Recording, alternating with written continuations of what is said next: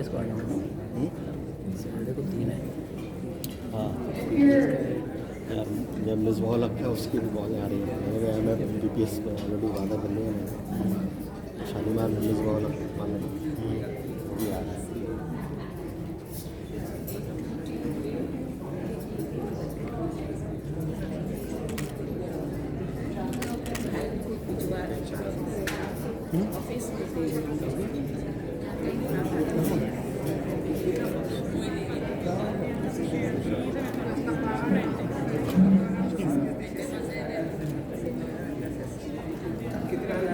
Alrighty, let's get started. So we're going to be doing a panel discussion on some of the programs that Empowering Women runs. So we have 3 amazing panelists here with us. First we have Barbara Lakhani, who is the chairperson of the board of directors of Empowering Women NFP. She's worked with survivors by providing them skills and the ability to gain financial independence, teaching them to build their resumes, brushing up on interviewing skills, and helping them apply to positions. She, along with her team, conduct these workshops via Zoom and in person throughout the year. In the course of the last year, she and her team have helped 45 women with job placement and job assistance.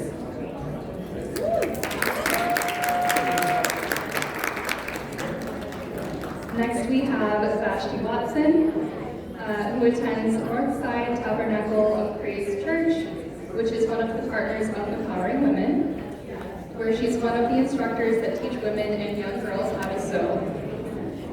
She's from Montego Bay, Jamaica, has 2 daughters and 3 grandchildren, and her favorite pastime is singing, reading, and doing craft work, which she learned from both of her parents. She learned to do crochet and embroidery from her mother and sewing from her father, who was a tailor. And with these skills as a young girl, Vashti was able to sew her own uniforms for school.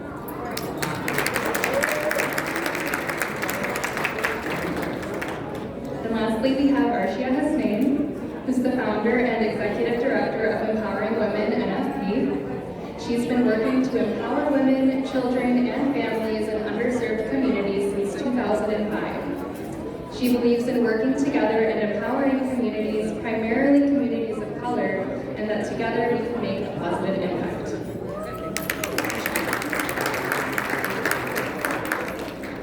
Okay, so the first question I have is for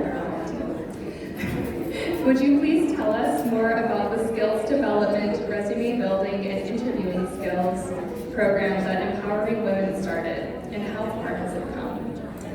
So we started the program right at inception in June of 2020.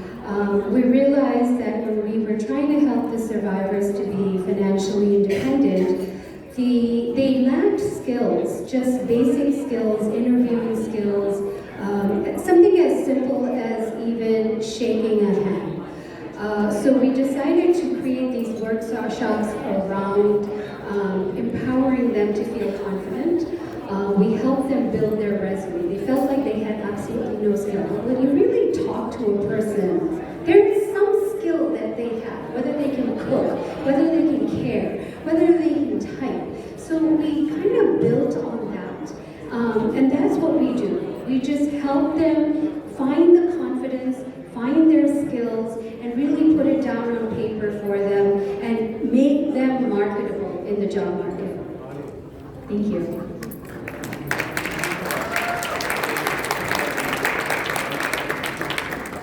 And the second question is, would you please talk to us about expanding the skills development program in the South Side of Chicago?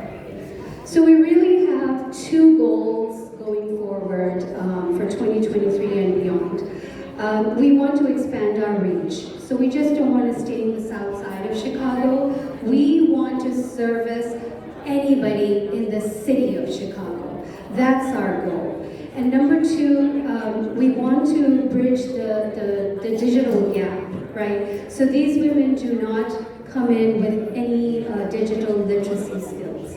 So we would like to purchase laptops, have instructors, like actually have paid instructors who can teach Microsoft Office Suite. Make these women marketable, make them able to be able to have the confidence to go apply for a job on their own, online, teach them those digital literacy skills. And really that's our goal going forward today. Thank you. Next I have a question for Vashti Watson. So a lot of questions we've received are about the sewing program. The conversation between empowering women and NSTOP in regards to the sewing program started in the summer of 2021. How has the experience been so far? The experience has been very exciting and it's motivating to a lot of young women. And I've seen women from all different ages and culture eager to come and learn to sew because it's inspiring myself also. But it's something that they can do in their spare time and also use it as a career to be independent and do something for themselves. That's great, thank you.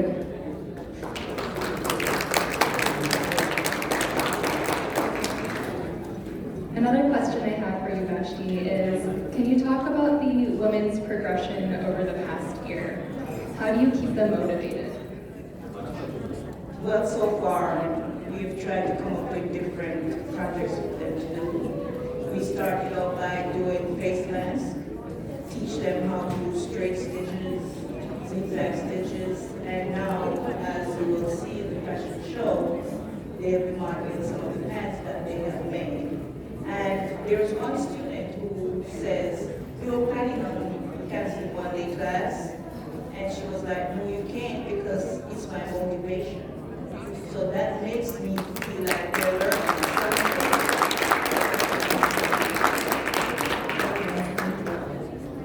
Okay, I have a couple questions for Arshia Hussain. So we talked a lot about empowering women's skills development programs and expanding them into the south side of Chicago.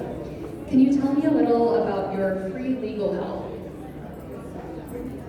So what we realized is that the majority of the women that come to us need help with an attorney, they need help from a family lawyer, or they need help in immigration law.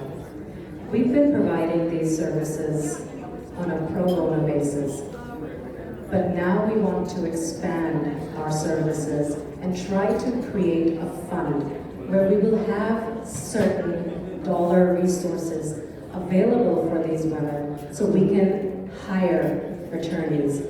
And our own, where is she, Farah? So our own legal advisor is here today. And I think, Farah, if you can come up on stage, you can answer this question much better. Farah Chalisa. Farah's been with us for just under a year. She's been a huge help. Hi everyone, thank you so much for being with us today.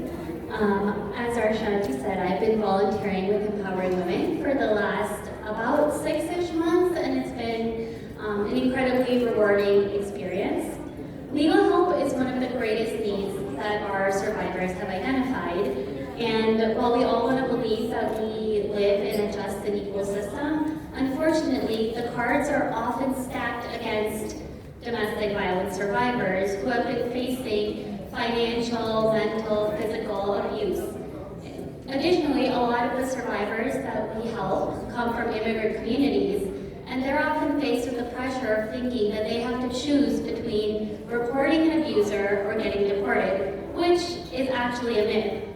And so, because of this, legal needs are one of our biggest areas, but it's also the biggest area where we need more help. A lot of the biggest challenges we face are that survivors have upcoming legal hearings and need immediate representation, but can't pay the fees for attorneys who might be able to help them that quickly. And pro bono organizations often need more time before they can represent the survivor.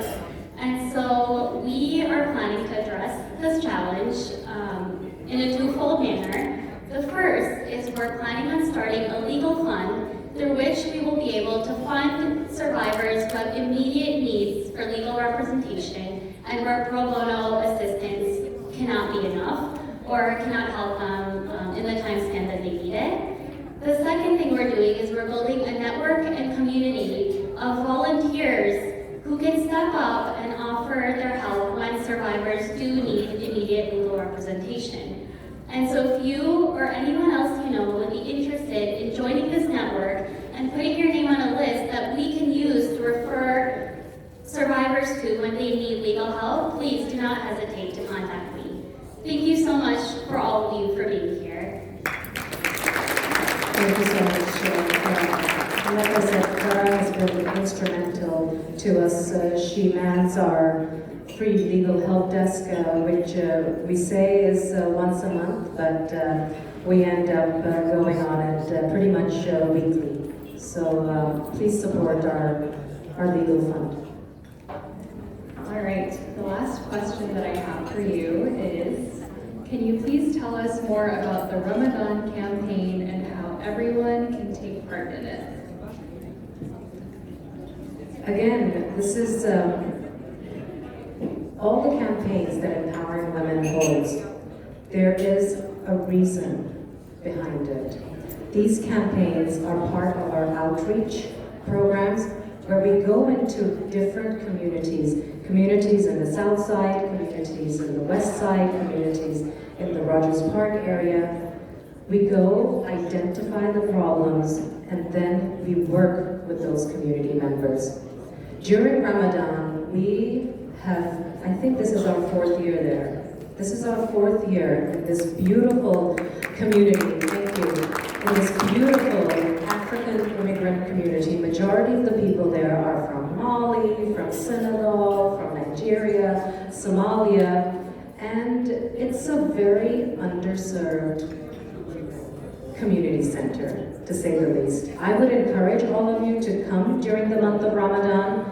We will be there every day serving daily iftar to 100+ people. You'll get to meet the community, you'll get to meet the team. We were serving there while we were during the COVID times. It was very challenging, but we managed to make it work. It's $700 a day. You can pool your friends' resources together, families can come together, and you can serve the meals. It's a great way to bring young kids to teach them how to give back.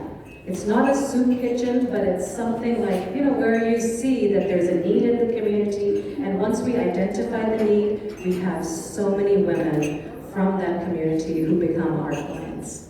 So yes, support our Ramadan campaign. It's coming up in literally 3-4 days, and it's only $700 a month, and we'll be done after the 30 days of Ramadan are over. I encourage all of you to come and be a part of Empowering Women and come serve. See where you can truly make impact.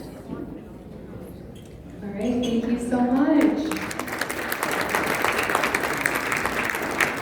We really appreciate all of your answers. Once again, everyone, I hope that puts a little bit more of those donations into perspective, like Uber rides for transportation, CTA passes, buying sewing machines, laptops. So anything helps, either if it's your time or if you're able to donate, we really appreciate it. Thank you so much. Thank you.